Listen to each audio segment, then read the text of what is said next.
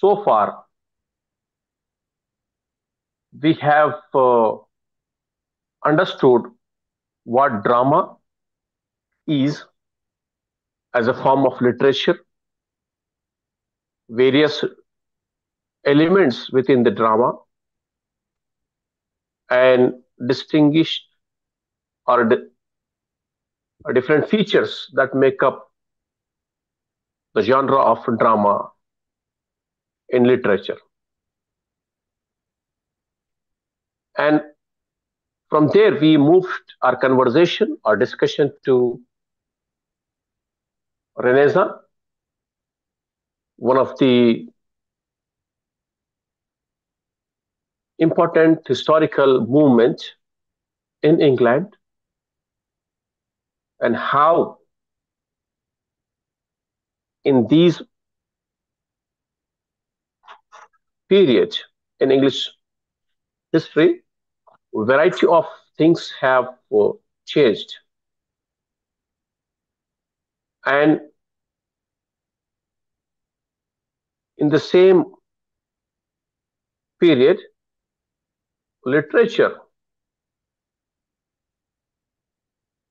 also developed dramatically. And it is the same period in which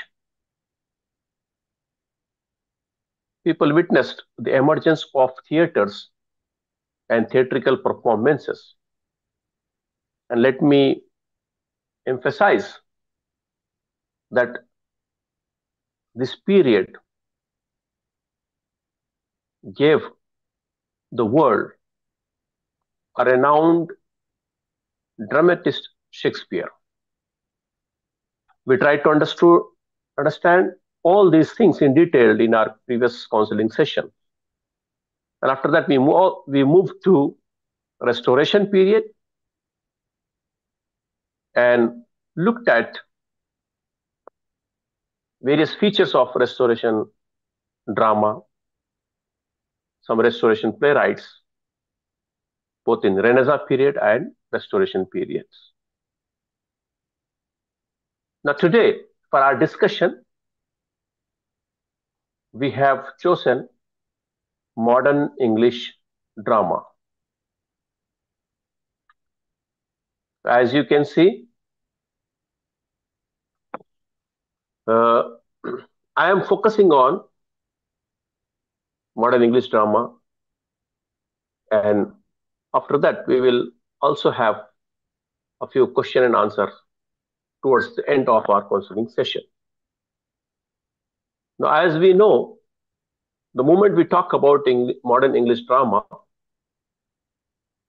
the question comes, what is modern? Modern means new. In a literal sense, modern means new. And the journey of drama begins from Greek and Roman theaters.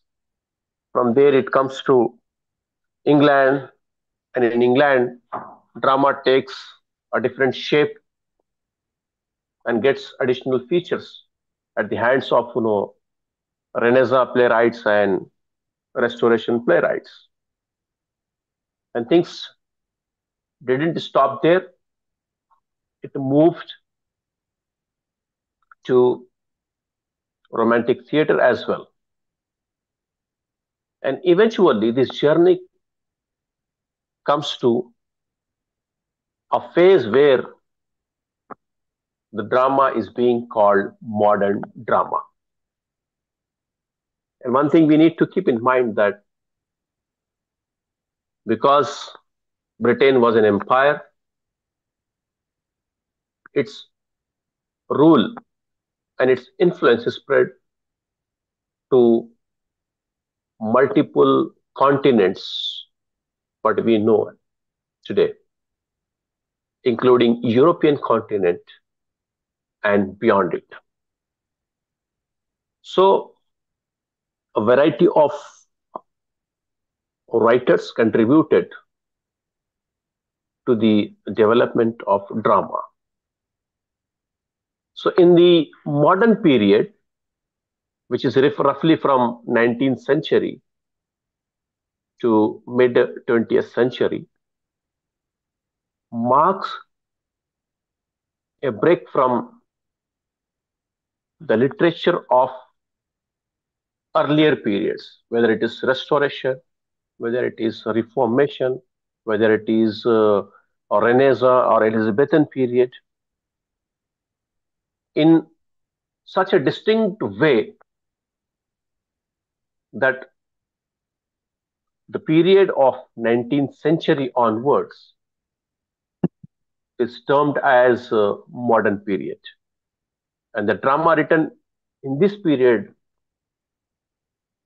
is referred to as modern drama. So, our working definition for what modern drama is: modern drama refers to dramatic works produced roughly from the late 19th century to the mid 20th century, marking a decisive break from what? From the classical drama that were written and performed during Greek and Roman times. The drama that was written and performed during the Renaissance and Elizabethan period. The drama written and performed during Restoration and Romantic periods. Now, how it was completely different, or how modern drama came to assume its distinct identity, and why it did so, what were the factors that help it get a distinct identity. Those are the things that we are going to discuss in this counseling session in a brief possible way. So one thing we have to have in mind before we move forward is that this modern drama represents a shift in subject matter, form, technique, and purpose of drama. So the questions that I raised for discussion today pertaining to the drama as a distinct form in modern period, and why it was so, that can be understood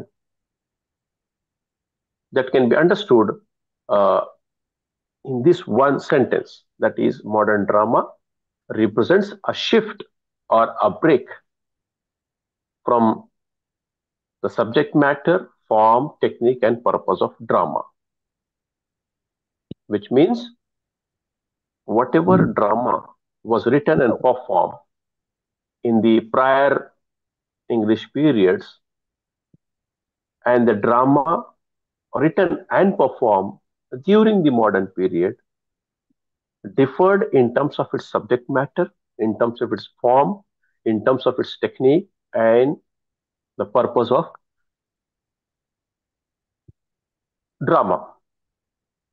Now let me remind you that the Shakespearean drama usually had the play written in 5 acts: Act 1, Act 2, Act 3, Act 4, and Act 5.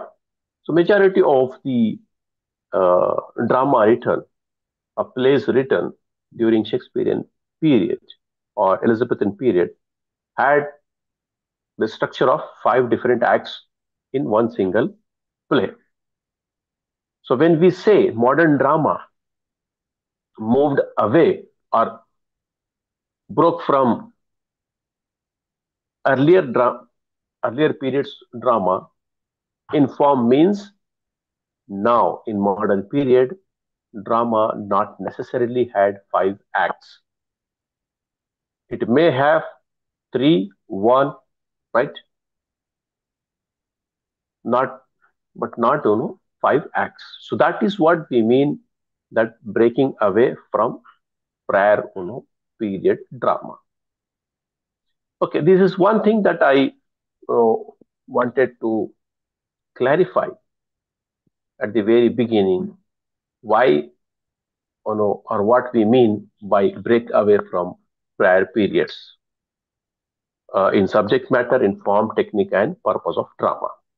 Okay, so let's move on to the historical background that was responsible for emergence of modern English drama.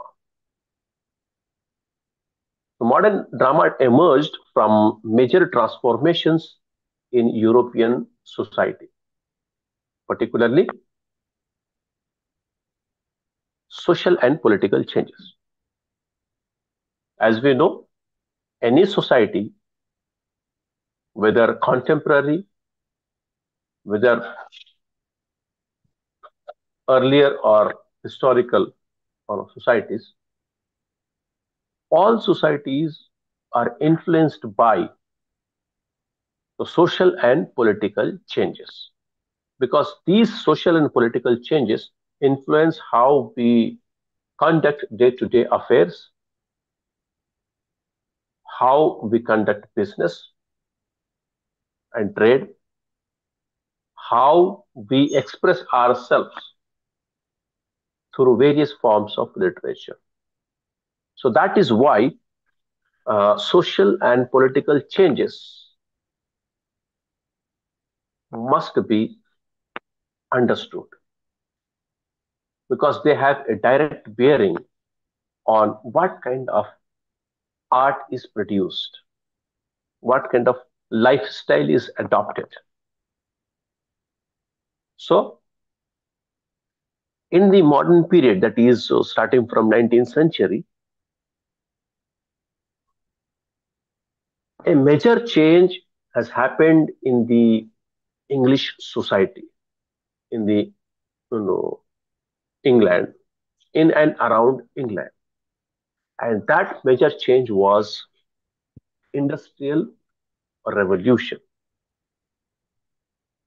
Now, prior to that, the English society was primarily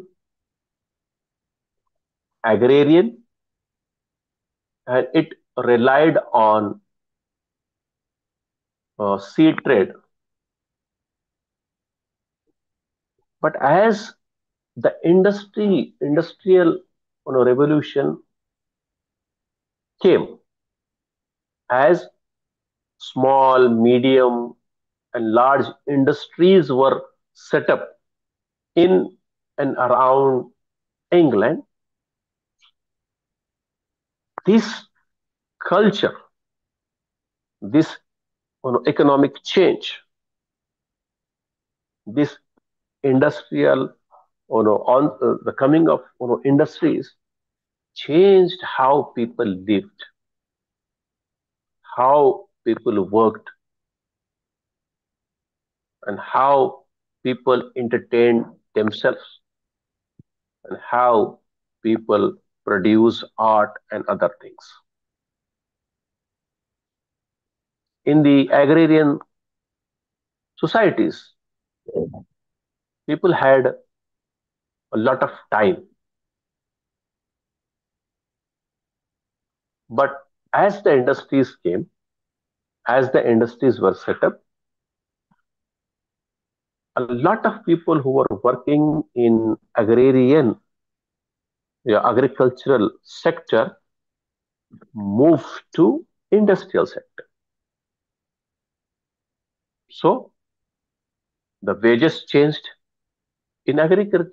In agricultural sector, the wages are very minimal, and wages are paid not immediately, but over a period of time. On the contrary, when people started going to industries to work, it was work in different shifts, maybe 8 hour, 10 hour, 9 hour, whatever. and the pay was based on the work done on a day, and it is usually given every week instead of uh, after a month, after a few months. And then people saw that the pay was better compared to the agriculture sector. So a lot of people started moving from rural areas to urban areas for better opportunity, for better pay, and also immediate payment rather than payment over a long period of time. So these things attracted a lot of you know skilled people towards industries, and as a result, a new phenomena was witnessed called urbanization. Now, as many people were migrating from rural areas to urban area, there was issues of food, water, stay, transportation, sanitation. A lot of other things have come up as a result of this migration within the country. And because there are a lot of people have come because of this industrial revolution, class conflict started. Naturally, there were two classes: the one who were giving employment and the one who were doing you know work. So there was a ruling class in the form of employers, and there was a labor class in the form of employees. So a class conflict also began. And then there was decline of aristocracy. Those good old days of Raja, Ranis, right? Princes, prince, queens, nobles, right? Nawabs was vanishing because industrial revolution became the center of economic attraction. It was there. There were a lot of people, money, work. So the significance of aristocratic class gradually declined. And another class emerged, and that class was the middle class, who were neither rich nor poor. They had enough to feed themselves and save. So this new class emerged called middle class. And it is in this period only, that is 19th and 20th century, socialism emerged, feminism emerged, and lot of labor movements emerged. And in this historical context, there was another important factor that must be kept in mind, especially when we are talking about literature produce of this period, is the world war that has happened. World War One and World War Two are two different wars that have happened during 19th and 20th century. Okay. And as a result of that, people were disillusioned. And another set of changes, apart from social and historical, that happened were intellectual and philosophical. Now, as people work towards influencing the society politically and socially, there are also people who think about what is happening, why it is happening, what should humanity do, what it is actually doing. So these set of questions are being asked by philosophers of their time. And in doing so, they come up with new philosophical ideas, theories, which affect the society of their time and later. So, in this duration, in this modern period of 19th and 20th century, there was one philosopher who gave this idea of evolution was Charles Darwin. And he questioned religious certainties.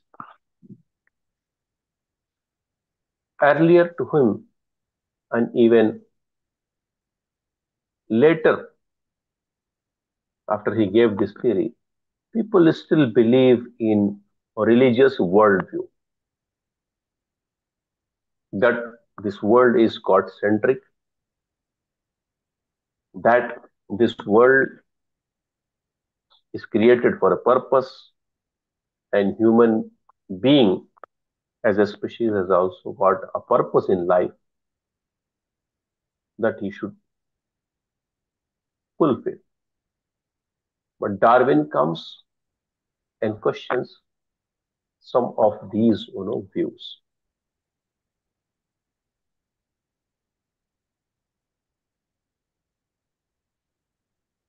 After that, we have Sigmund Freud, who gives us this idea of psychoanalysis, which means focusing on subconscious mind rather than conscious mind. That what happens in subconscious is as much important as the conscious itself. Then comes Nietzsche, who gives us existentialism, that is, there is a meaninglessness in the very existence of human being. And that's what he propounded. We need not have to you know, buy his ideas.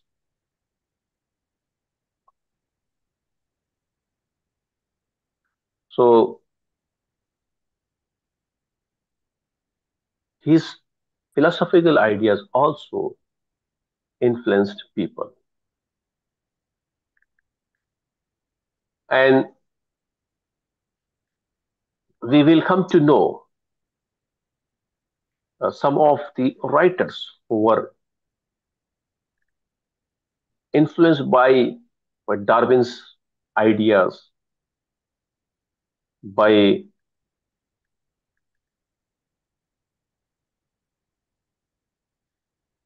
Sigmund Freud's ideas, and by Nietzsche's ideas, have also produced literature. And that literature was unlike the literature seen by people in earlier periods in English history.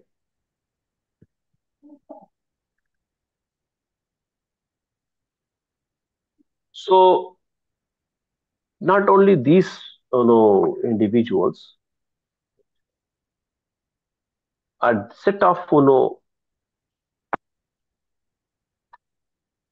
scientific realism as a uh, way of looking at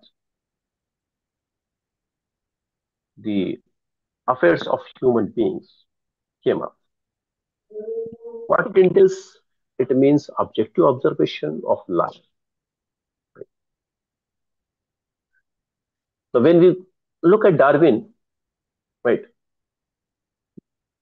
in his work on the origin of species, which was published in 1859, he argues that life evolves through natural selection and that only the fittest organisms will survive.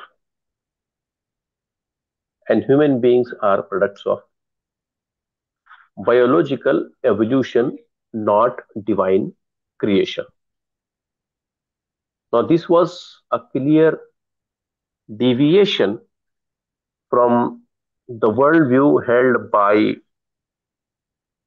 people influenced by religion, in this case, specifically Christianity. So, Christianity says that the world is created by God and it is run by God and it will come to an end at the will of God. But Darwin comes, he says, no, no, no, no. That is not the case. If we look at the world around us, we can assume, we can infer that life evolves through natural selection. That the one who is fit to fight will survive. And that human beings are product of biological evolution, not divine creation. These uh, his ideas actually is in contrast to the Christian worldview. And that worldview says human beings were created